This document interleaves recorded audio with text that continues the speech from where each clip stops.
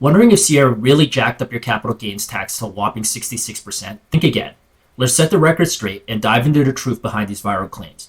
Tune in for a crystal clear breakdown of capital gains tax, how it works, and why the 66% hike is just plain fiction.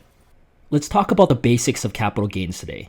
Let's assume you bought a capital property, such as real estate or some sort of investment, for original book value of $100,000.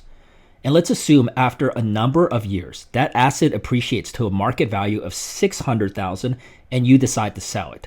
To get the amount of capital gains incurred, you take the market value, subtract the book value, and in this case, you would get $500,000 of capital gains.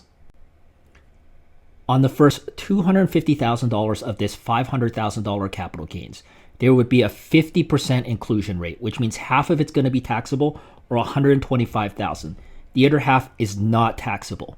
And let's assume a 50% tax rate. This means the tax on capital gains would be $61,250. The next $250,000 will have an increased inclusion rate of 66%. This is where the confusion about the 66% tax rate comes in. People are confused about the inclusion rate and tax rate.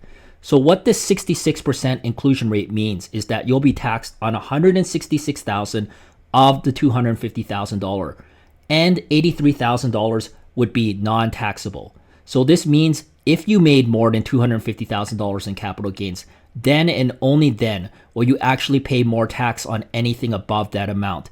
And in this case, you would pay taxes of about $83,000 at a 50% tax rate. With the old capital gains rule, the first $250,000 and the second $250,000 would have been taxed the same.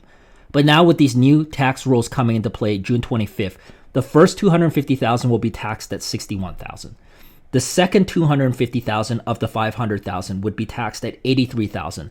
This would be an increase of $22,000 in taxes with the new capital gains rule going forward on this $500,000 of personal gains.